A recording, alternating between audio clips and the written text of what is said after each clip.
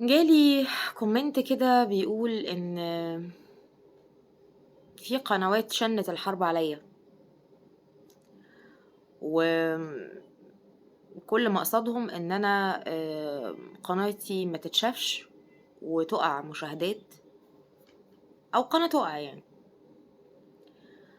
ومن ضمن اللي حصل جالي تليفون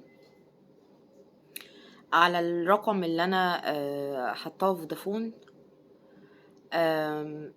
انا الرقم ده قافله الاتصال عليه اصلا، يعني اللي بيتصل هيلاقيه غير متاح، بس في نفس الوقت عليه واتساب.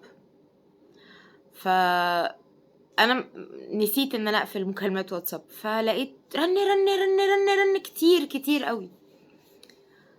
فدخلت اشوف مين اللي عمال يتصل ده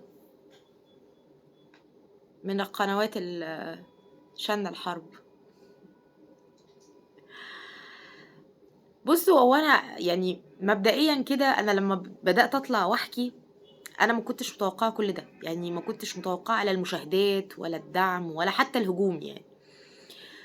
بس مع الوقت فهمت ان اي حد بيحاول يعمل حاجه حلوه فيها خير لازم يقابل النوع ده من الناس، وده مش ضعف، ده طبيعي جدا، يعني اللي بيحصل ده طبيعي. ومش هلاقي هجوم من طرف واحد، انا هلاقي هجوم من اكتر من طرف. أم، بما اني عملت سلسلة حلاوة الاسلام، فخلينا نتكلم في الفيديو ده كمان ديننا علمنا ايه بقى في المواقف اللي زي دي. الاسلام علمني ايه في المواقف اللي زي دي؟ ادفع بالتي هي احسن، ادفع بالتي هي احسن. يعني ايه؟ يعني لما حد يغلط فيا نرد باحسان، بلطف. وده مش عشان انا ضعيفة او مش عشان انت ضعيف يعني، بس عشان انت قوي و لانك اعلى من المستوى ده، فرد باحسان. الاسلام مش صلاة وصوم بس، الاسلام اخلاق. الدين اخلاق، وديننا علمنا ان يكون عندنا اخلاق حتى في الحرب. تخيل كده حد زعلك بكلمة ولا قالك كلمة تحرق دمك وانت رديت قصاده بكلمة طيبة. ممكن الكلمة دي تعمل ايه؟ ممكن تكون سبب في تغييره. وارد، هو ممكن ما يتغيرش، بس وارد ان الكلمة دي تلمس قلبه فيتغير.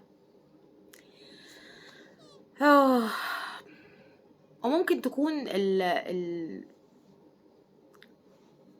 الكلمة بتاعتك دي ربنا يفتح لك بيها خير كبير قوي، يعني يمكن ما هو ما يتغيرش، بس عشان انت عملت بأخلاق الإسلام فربنا هيرد لك ده في حياتك. المهم ان احنا نبقى سبب خير وبس، سبب ان احنا ننشر الأخلاق. انا مش بطلع على فكرة عشان اكون مثالية خالص، انا طالعة عشان ابقى حقيقية. زي اي عندي ظروف وعندي مشاكل وعندي مسؤوليات وعليا ديون، وبشتغل وبحاول ان انا اعمل حاجة تانية جنب شغلي. ربنا فتح لي باب رزق في السكة دي، وهقول لكم على فكرة السكة دي اتفتحت بمعجزة من معجزات الإسلام، الاستغفار. أنا بقالي تقريبا شهر مداومة على الاستغفار بدون عدد، يعني العدد مفتوح. طول ما أنا قاعدة استغفر الله العظيم وأتوب إليه، دي الصيغة اللي أنا بقولها، استغفر الله العظيم وأتوب إليه. بقولها بقى وأنا شغالة، يعني أنا قاعدة على الكمبيوتر في المكتب، أنا شغالة ولساني على طول استغفر الله العظيم وأتوب إليه. ما حتى لو انا بتكلم مع واحده صاحبتي بنتناقش او زميلتي في الشغل، انا برد، يعني هي بتتكلم وانا استغفر الله العظيم واتوب اليه وارد واكمل استغفار تاني. يومي كله بقى بستغفر لدرجه وانا نايمه، يعني وانا حاطه دماغي على المخده كده وخلاص هروح في النوم، بفضل اقولها عشان تكمل الصبح الملايكه بالنيابه عني. فانا هنا بوصل رساله، انا جايه اوصل لكم رساله. اللي مش مناسب ليه المحتوى اتمنى له الخير من كل قلبي، يعني ربنا يهدي الجميع. الهجوم مش نهاية الطريق على فكرة، بالعكس يمكن يكون علامة ان انا ماشية صح. بس اهم حاجة نحافظ على قلبنا نظيف، ونحافظ على الكلام الطيب،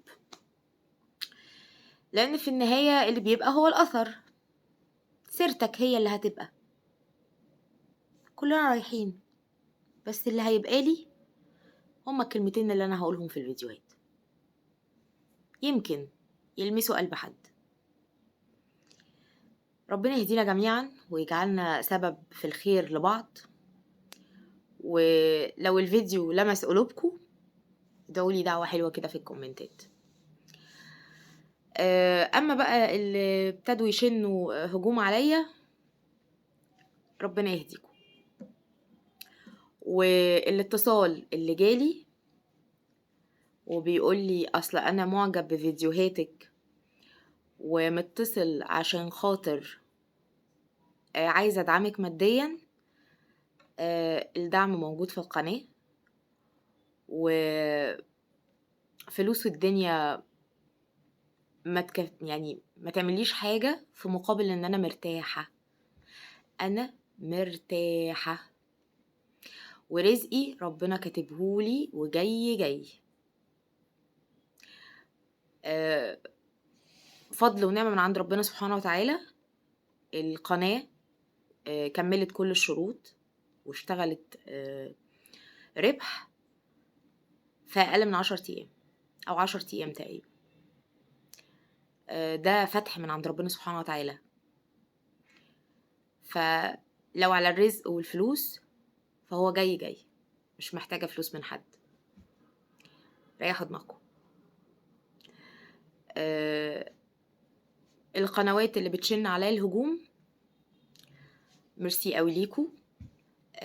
مشاهداتي مش هتقل، القناة عندي هتكبر، ورسالتي هتوصل، وحياتي في فضل ونعمة وخير من عند ربنا سبحانه وتعالى.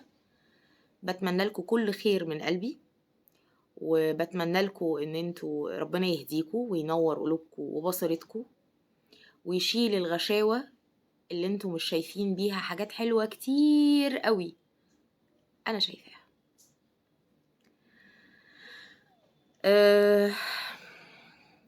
لو الفيديو عجبكم لايك وشير وكومنتات حلوة زيكم. مش عايزة هجوم في الفيديوهات بتاعتي. انا عايزة حاجة واحدة بس نفضل نقولها: ربنا يهدي، ربنا يهديهم وبس. مش هدخل في جدال، مش هدخل في نقاش. مهما حاولتوا تجرجروني انا مش هعمل كده. مهما حاولتوا تجروني انا مش هرد. انا طالعة اوصل رسالة عادية جدا عندها ولاد بتحاول تربيهم على اخلاق الاسلام. والايام اللي جايه ان شاء الله هعمل محتوى كمان عن التربيه، بما ان انا ام الاربعه يعني. اللهم بارك، ربنا يحميهم ويحفظهم يا رب ويحفظ اولادنا جميعا. ربنا يهدي.